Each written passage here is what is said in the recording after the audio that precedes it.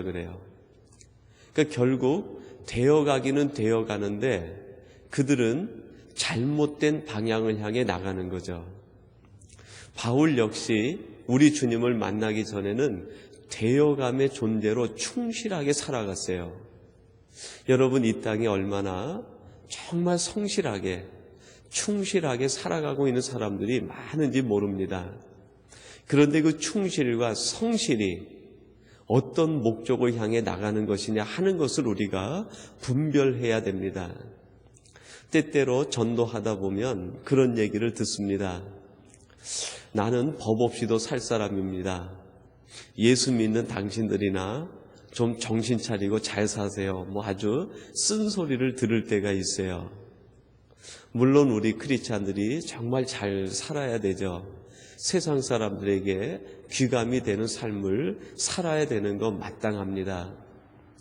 그런데 우리들이 전도할 때 그들에게 하고 싶은 것은 그것이죠.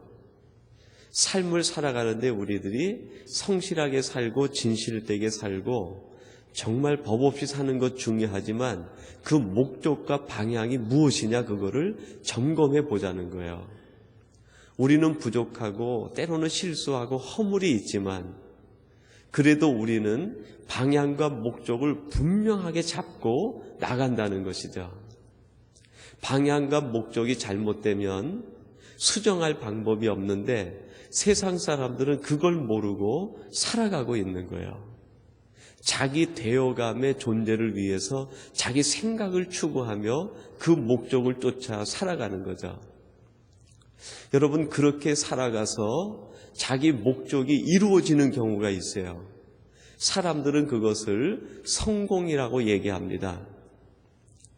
근데 성공한 다음에 자기 되어감을 추구하고 살아갔던 사람들은 자기가 이루는 목적이 이루어진 다음에는요, 방향을 잃어버리는 거예요.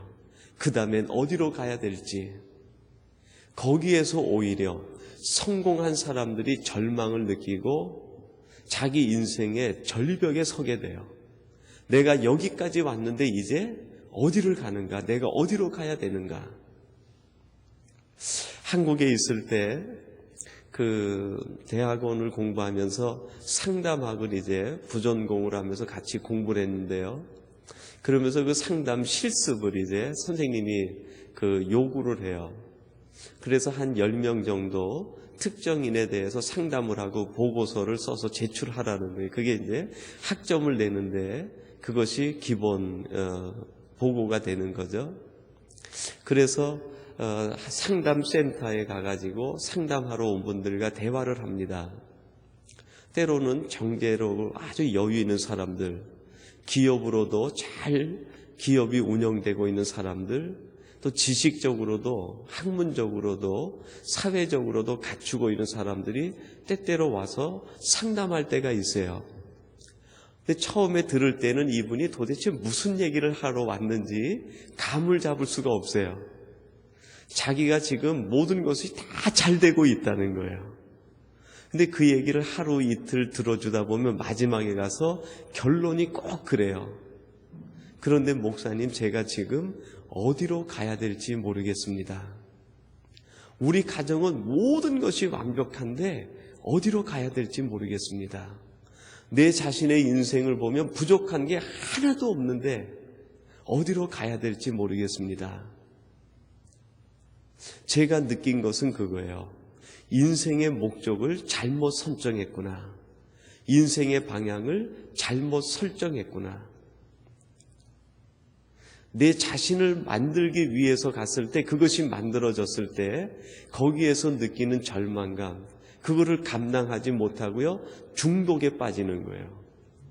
알코올 중독에 빠지고 도박에 빠지고 밤새도록 가가지고 카지노인가 이거 하는 거, 그거 하고. 그래 마지막에 제가 가서 드릴 수 있는 얘기는 그거예요. 당신의 인생 설계가 잘못됐기 때문에 그것이 이루어졌음에도 불구하고 의미를 발견하지 못한다는 거예요. 그러므로 이제 방향을 수정해야 된다는 거죠. 사도 바울은 그거를 깨달았습니다. 자신을 위하여 살든 삶의 방향을 수정해서 오직 하나님의 영광을 위하여, 하나님의 영광을 위하여라는 방향 설정을 해놓고 나니까 적게 먹어도 행복하고 못 입어도 기쁘고 사는 것이 불편해도 그 속에서 자족하는 것을 배우는 거예요. 목적이 분명하니까, 삶의 방향이 분명하니까 그 길을 달려가는데 힘이 생기는 거예요. 내가 지금 바른 길을 가고 있다. 내가 지금 정코스를 뛰고 있다. 그걸 생각하니까 전력 질주할 수 있게 되는 거죠. 사방에서 어떤 이야기가 들려도 그것 때문에 유혹되거나 흔들리지가 않는 거예요. 그래서 바울이 우리에게 얘기합니다. 우리를 위하여가 아니라 하나님의 영광을 위하여 살아야 된다.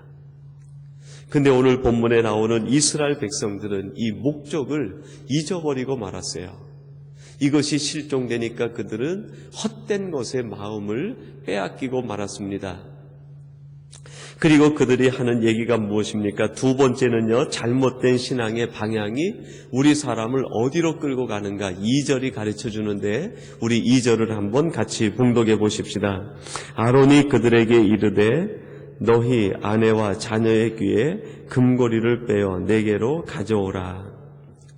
지금 백성들에게 얘기하는데 그 주제가 무엇입니까? 너희들은 금을 모으라 라는 것입니다. 금을 모으라. 여러분, 세상이 우리에게 주는 얘기는 결론적으로 한마디로 요약한다고 하면 금을 모으라는 거예요. 세상은 우리에게 금을 모으라 그럽니다. 그런데 이 출애굽기 19장부터 40장까지 32장과 33장을 빼놓고 나면 하나님께서 우리에게 주시는 말씀들, 그 말씀들을 보면은 금을 모으라는 말씀은 거기에는 하나도 없어요. 하나님께서 그 전체 내용을 통해서 우리에게 요구하시는 것이 있다고 하면 우리는 다른 것을 모으는 사람들이에요. 무엇을 모읍니까? 금보다 귀한 믿음을 모으는 사람들이죠. 여러분, 우리는 광야를 살아가면서 금을 모으는 사람이 아니라 금보다 귀한, 영원히 변치 않는 믿음을 모으는 사람들이에요. 우리가 진정한 부자가 되기 위해서는, 영적인 부요함을 누리기 위해서는 금을 모으는데 방향을 두는 것이 아니라 믿음을 모으는데 방향을 둬야 돼요. 여러분, 이 믿음이 있으면 겨자씨만한 믿음 하나 갖고도 큰 산을 옮겨서 바다에 빠뜨릴 수 있다고 그랬어요. 믿음이 능력이지 세상이 능력이 아니라는 것이죠. 그리고 우리는 이 땅을 살아가면서 또 하나 모으는 것이 있는데 그것이 무엇입니까? 바로 사랑을 모으는 것이죠. 고린도전서 13장 13절에 보면은 이 세상에 세 가지가 중요하다고 그래요. 믿음과 소망, 사랑이 우리에게 아주 중요한데 그 중에 제일은 사랑이다 그랬어요. 사랑이 변치 않는 오늘 우리의 현실의 삶을 하나님께서 지켜주시고 인도해 주시는 능력으로 받아들이게 된다는 것입니다. 그리고 세 번째, 우리들이 살아가면서 모으며 살아가야 되는 것이 있는데 그것이 무엇입니까? 바로 내세에 대한 소망을 갖고 살아가는 것이죠. 이 믿음, 소망, 사랑을 우리는 모으면서 살아가는 사람들이지 결코 금을 모으며 살아가는 사람들은 아닙니다. 근데 이 믿음, 소망, 사랑은 각각 시제가 있는 신앙적 덕목이에요. 믿음의 시제는 어디일까요? 과거죠. 과거 사실에 대해서 우리는 믿고 고백하고 예수 그리스도를 우리의 구주로 영접하는 거 아닙니까? 소망의 시제는 무엇일까요? 미래입니다. 미래에 이루어질 하나님의 약속을 소망 가운데 우리가 받아들이는 거죠. 사랑의 시제는 무엇일까요? 현재입니다. 여러분, 우리는 과거, 현재, 미래를 금을 모으기 위해서 살아가는 사람들이 아니라 믿음과 소망과 사랑을 모으며 살아가는 사람들이라는 것입니다. 하나님께서는 이스라엘 백성들에게 광야 생활을 통해서 그들이 겪는 모든 삶의 환경과 그들이 겪는 일들을 통하여 이것을 가르쳐 주시고 이것을 우리에게 또한 이 땅을 살아가는 지혜로 받아들이라고 말씀하고 있습니다. 우리가 믿음과 소망과 사랑에 매여 하나님을 바라보면서 말씀 중심으로 우리에게 주신 모든 은사를 가지고 하나님의 나라를 이루며 살아갈 때는 우리의 삶과 우리의 모든 가정과 우리의 모든 영적인 형편이 올라가지만 이것을 놓쳐버리고 우리를 위하여 금을 모으라, 그것이 우리의 삶을 지배하게 되면 우리는 한없이 깊은 세상 골짜기에 빠져들게 된다는 것입니다. 여러분, 이것이 지금까지 우리가 살아온 삶의 내용이기도 하지 않습니까? 우리가 경험한 바이기도 하지 않습니까? 이제 다시 한번 하나님께서 우리에게 주시는 말씀을 듣고 세상에서 들려오는 소리 가운데 분별할 수 있는 지혜를 달라고 하나님의 음성을 들을 수 있는 능력을 주시고 세상 거짓된 유혹에 넘어가지 않도록 우리를 붙잡아 달라고 기도하시고 또 이 기도의 능력이 우리에게 임하셔서 하나님의 매일 인도하심을 받는 우리 복된 성도님들이 되시고 여러분의 삶이 이러한 복된 삶이 되시기를 주님의 이름으로 축원합니다. 우리 같이 기도하겠습니다. 하나님 아버지 감사합니다. 저희들에게 지혜와 능력과 분별력을 주시어서 하나님의 음성을 들을 수 있는 귀를 주시고 마땅히 들어야 되는 하나님의 음성의 귀를 기울이게 하시고 들어서는 안 될 세상 소리에 분별할 수 있는 능력을 주시며 우리의 모든 마음을 돌려 하나님만 바라볼 수 있도록 은혜 위에 은혜를 베풀어 주시옵소서.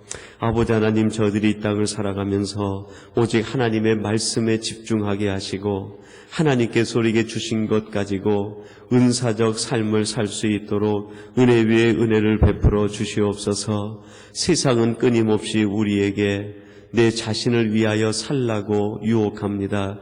금을 모으는 것이 능력이라고 이야기합니다. 그러나 아버지 하나님, 저들이 이 땅에서 그런 것을 모으는 사람이 아니라 과거의 사실을 통하여 믿음을 모으며 살아가게 하시고 미래의 사실에 대하여 소망을 모으며 살아가게 하시고 오늘 현재의 사랑을 가지고 살아갈 수 있는 저희들이 되게 하여 주옵소서. 그리하여 우리의 삶의 지평을 하나님의 나라로 만들어가는 복된 성도님들이 되게 하여 주옵소서. 오늘도 이 새벽을 깨우며 기도하고 간구하시는 우리 모든 성도님들을 기억하시고 그 모든 기도와 간구가 하나님 보좌에 상달되어지게 하시며 하나님께서 하늘문을 여시고 응답해 주시옵소서. 그리하여 오늘도 하나님으로 인하여 기뻐하게 하시고 하나님 때문에 행복한 삶을 사는 저희들 되게 하여 주옵소서. 예수님의 이름으로 기도하옵나이다. 아멘.